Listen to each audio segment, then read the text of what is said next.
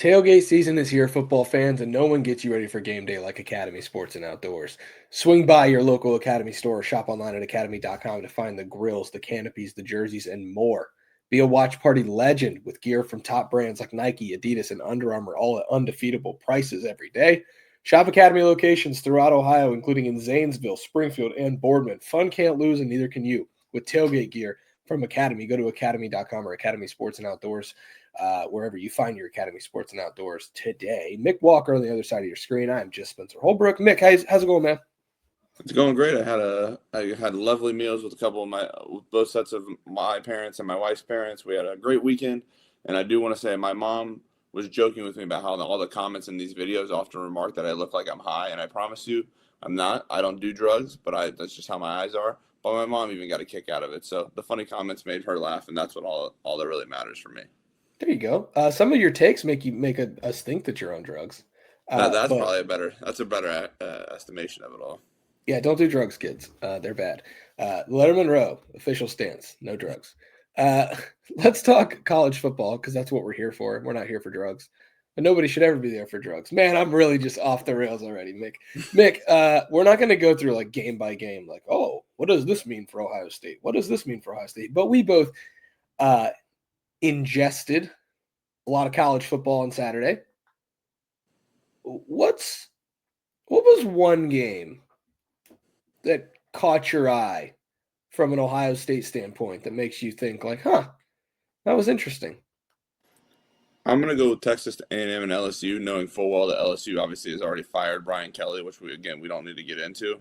But you and I in Austin, where we're driving back from Wisconsin, we were just talking about college football playoff, like who could Ohio State plays that challenges them a little bit, put a little fear into the eyes of the Ohio State fan base. And you mentioned Texas A&M, and the week prior we had talked about how Texas A&M didn't look all that great against Notre Dame and how Marcel Reed had like all these touchdowns, but he also had like a completion percentage around 50. Obviously, he stepped it up a ton against LSU, had a really great game. So seeing what they were able to do against what I still believe is a good defense with Blake Baker at the helm as defensive coordinator, like that's kind of standing out to me, thinking that okay, the SEC challengers to the idea of Oregon and Indiana and Ohio State from the Big Ten kind of are Alabama and then Texas A&M, and at this point in my eyes.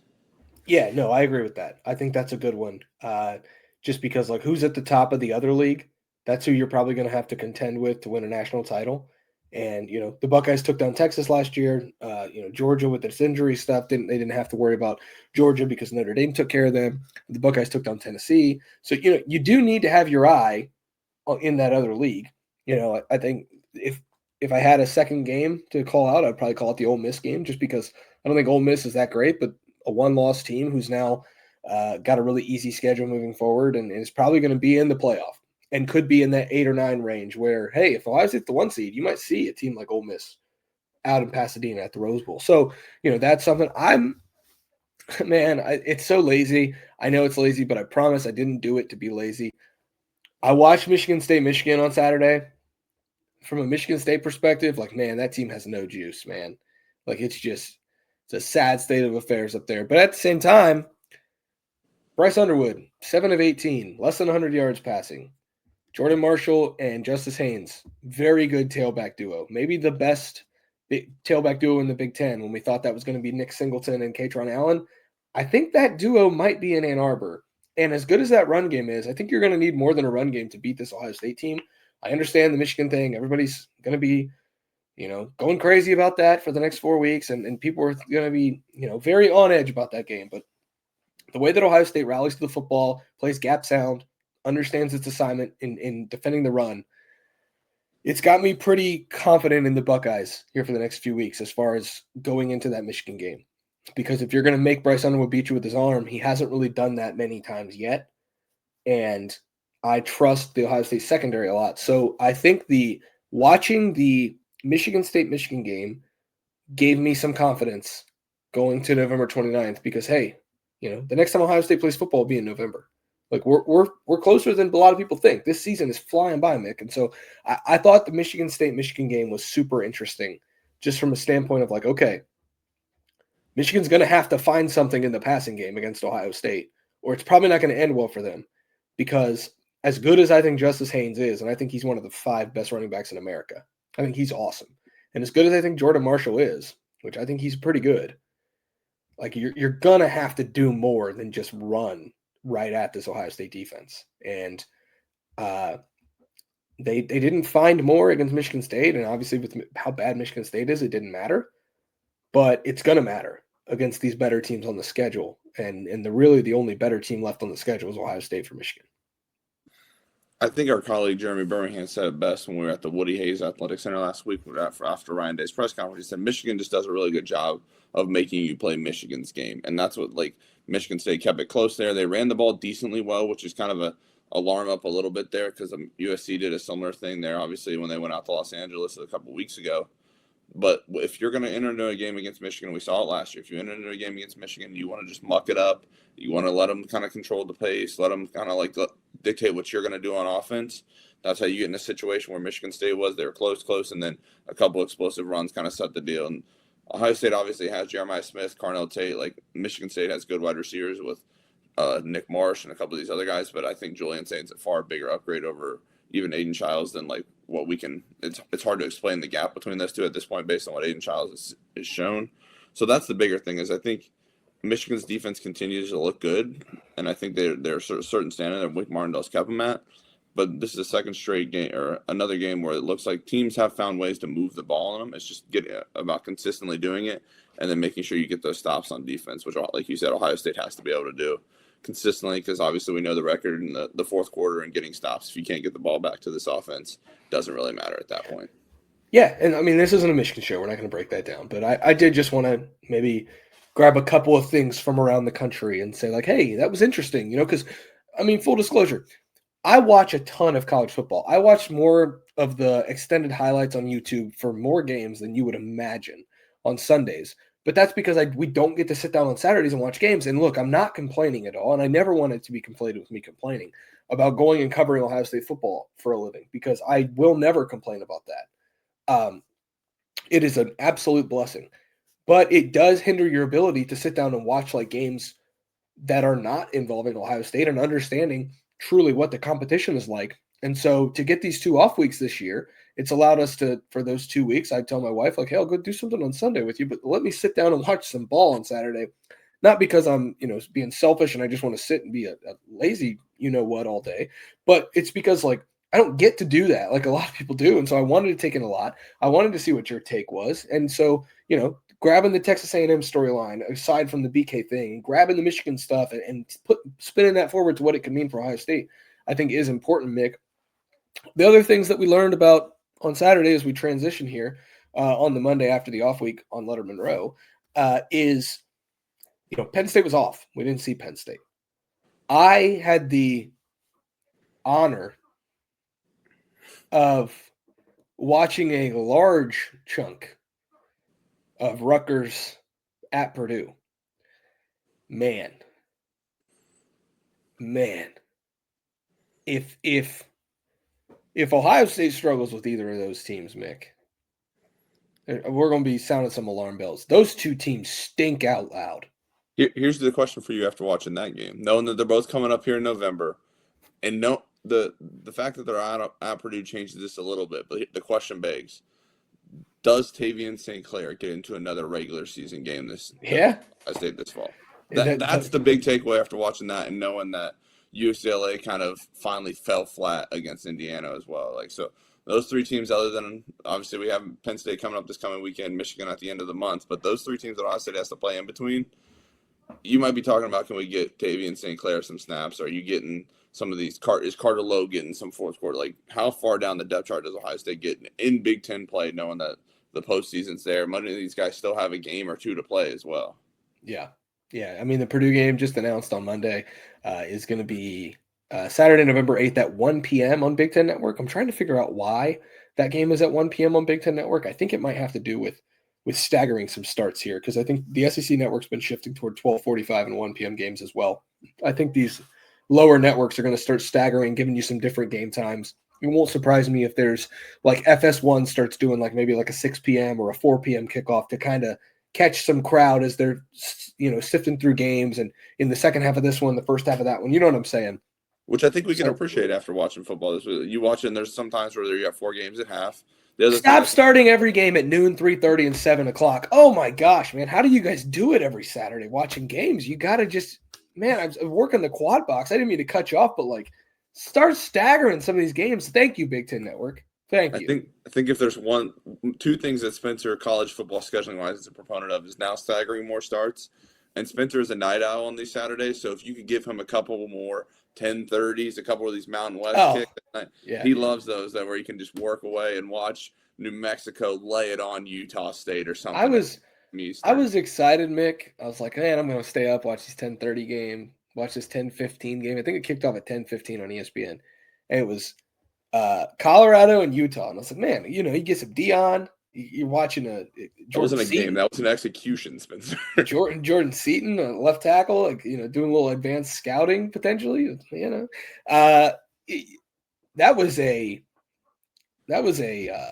NSFW. No wonder it was played at night. That thing should have been on an Adult Swim with an adults only tag on the front of it. Good gosh, I don't know what Dion did to Kyle Whittingham, but 40-0 at the half. That's aside from the point. Okay, we're gonna spin this forward for Ohio State's sake, Mick.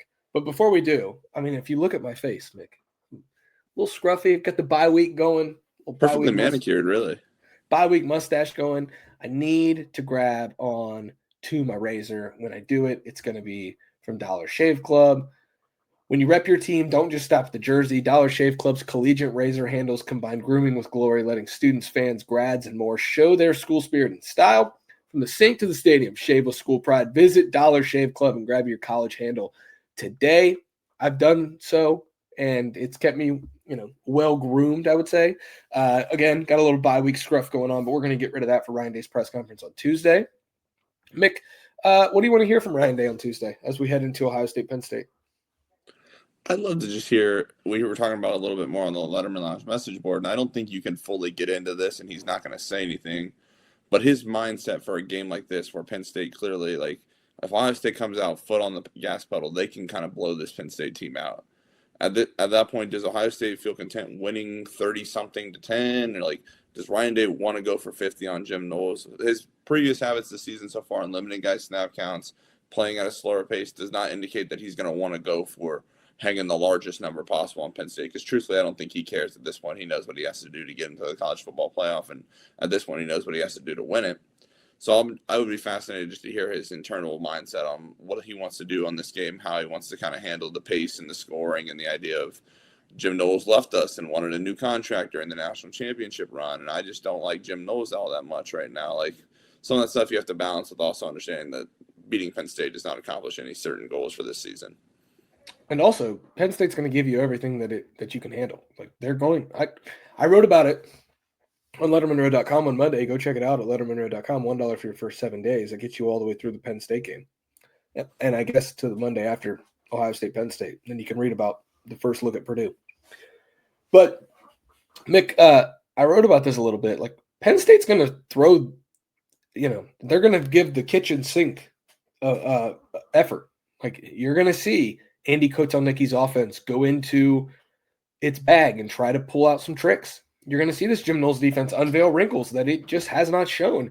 And once you get to those couple losses and you start to kind of compound these losses, you probably start to tuck some things away. Like, okay, we still have Ohio State. We still have Indiana. Like, we're going to need these at some point, even if we're not going to play for a national championship. And so, another week of studying, because we know that this Jim Knowles defense is like a complete college course that you have to study every day as if it's like quantum physics just to understand where you're supposed to line up. Another week in the system of familiarity and understanding everything and finding your replacement for the linebacker, Tony Rojas, who's, I think out for probably the season. This offense, understanding Ethan Grunkemeyer and his all of his what he does well and what he doesn't do well, and catering the offense to him now, they've had a week to prepare as well. And so you're going to get a kitchen sink approach from Penn State. And I think that's what I want to hear from Ryan Day is kind of combining what you were saying. Like, yeah, you want to, it's like, you go to a party and your ex is going to be there. Like, you want to look good. You want to, you might hit the bicep curls just a little cup, a little bit extra. You might wear that new shirt that you think you look really nice in. Like, even if you bring your new to the date, like to the party, you still want to look a little better. And so, I think that that's a thing, but also you have to beat and I will continue to say this, you have to beat a really talented Penn State team. For everything that they are not this year, they are still very talented. And I think you're going to get the best possible effort from them on Saturday. And so, like, I don't know if, I'm sure somebody will ask him that, but I don't know if that can even be a part of the discussion this week, because you have to understand that this Penn State offense is going to give you trick play after trick play. I'm just telling you. They're going to give you weird formations and new wrinkles that you've never seen before, and finding ways to attack Matt Patricia's defense.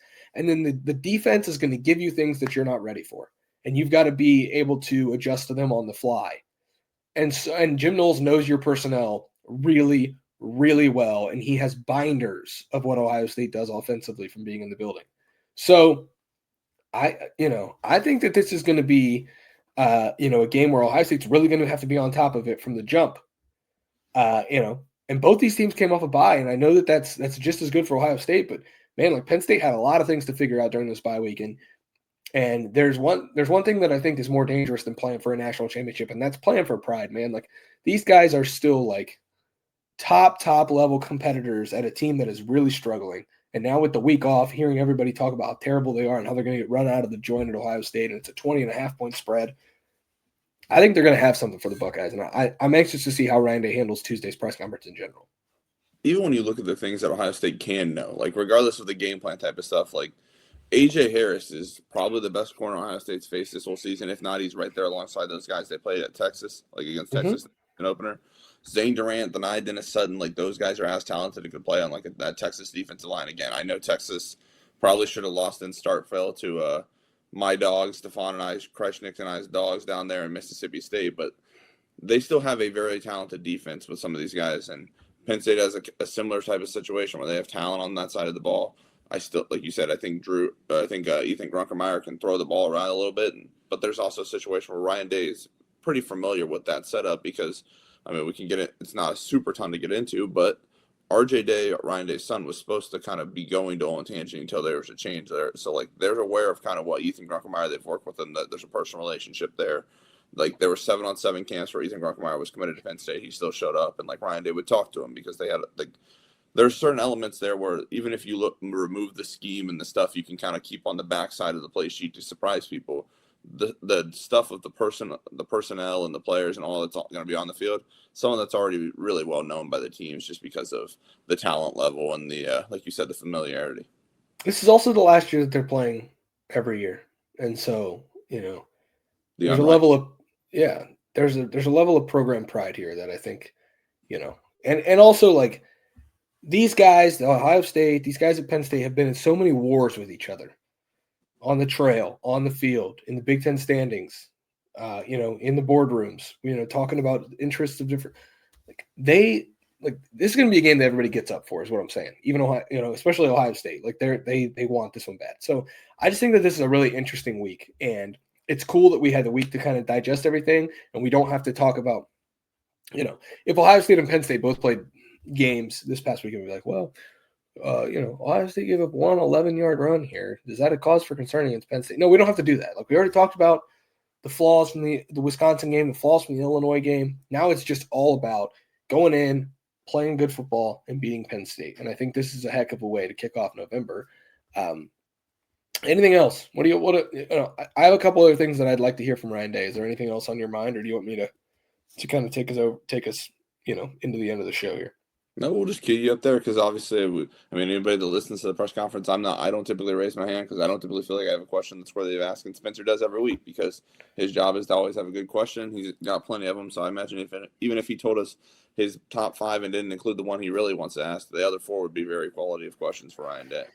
Yeah, it's like Isaiah West, how was his week, his last week? Is that a cause to believe that he's going to get more carries while Bo Jackson is still, the lead back there? I think there's reason to believe that those two should be the lead backs. And so I think, asking Ryan Day about that would be worth our time. Right guard, what was Josh Padilla's week of practice like? Is he in line to get to start?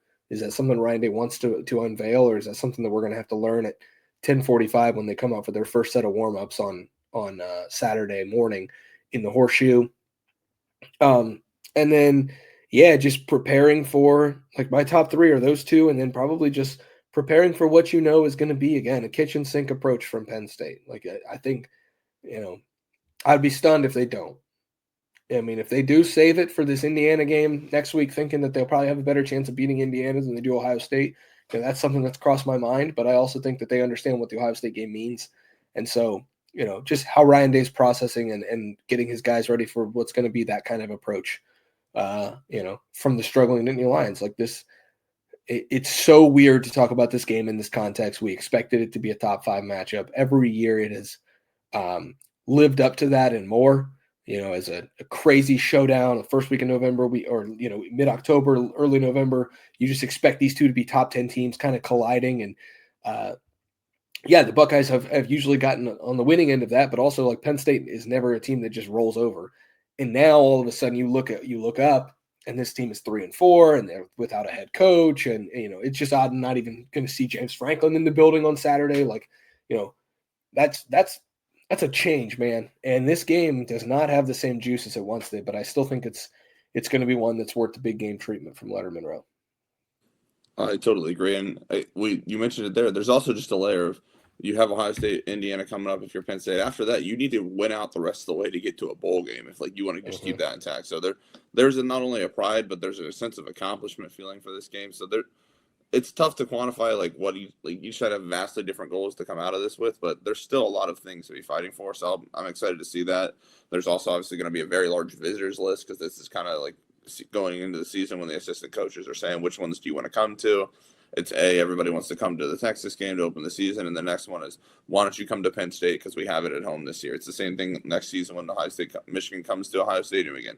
You want to come to see the game, then you're going to come to see the Penn State game. So we'll have plenty of coverage of that on Lettermen Row from myself, Jeremy Birmingham, Alex Kleitman, Steve Wolf. I imagine will stop by, Chad Simmons, on and on. That's just part of what you get with Rivals on 3 and Lettermen Row is just the national scope and the national reach. You can read about Pete Nakos' hot board for LSU or what's going on in the Penn State coaching search, and also then come talk about it with us on the Lettermen Lounge message board. Yeah, it's good stuff. It's good stuff, Mick. Thanks. I appreciate you reminding the folks of the value of the Lettermen Row membership. Speaking of value, I'd like to share a little bit of news with you guys on a more serious note. This shirt that I'm wearing is from Roback Apparel. It's Roback. Yes, this is serious stuff. This little logo right here means something to me. I've been wearing this logo for years. I was raised on this logo. And now Lettermen Row is partnered with Roback to give you 20% off, a generous 20% off on all Roback apparel. Your first order at Roback.com, Roback, can be 20% off with the code Lettermen20, Lettermen20, Lettermen20 to get 20% off your first order over at Roback.com. It's Roback apparel. I'm probably going to try to play some golf here in the next couple of weeks, just sneak away. When, I don't know. Where, I don't know. That's all, undisclosed. But I'm probably going to try, and I guarantee, I pinky promise, I will have my Roback apparel on because I love doing everything in this stuff. I go out to dinner with my wife, I've got a Roback on. I go play golf, I've got a Roback on. Hit up your local, house of worship, whatever that may be. I can wear this Roback because it dresses up, it dresses down. I do video in it. I lounge around in my sleep shorts with it. Everything I need to do, I do it in Roback. 20% off your first order. They've got more than just hoodies too. Shorts, pants, hoodies, quarter zips, polos. Everything you need is over at Roback.com. They also have an Ohio State collection that is absolutely chef's kiss. So, LettermenRow.com, $1 for your first 7 days. Roback.com, 20% off your first order using code Lettermen20. And LettermenRow.com with that guy over there, Mick Walker, Jeremy Birmingham, and Alex Kleitman on the recruiting side, with Austin and Ward and I covering the team stuff. That's the full crew at Lettermen Row. Come hang out with us in the Lettermen Lounge message board. We'll see you guys over there at LettermenRow.com.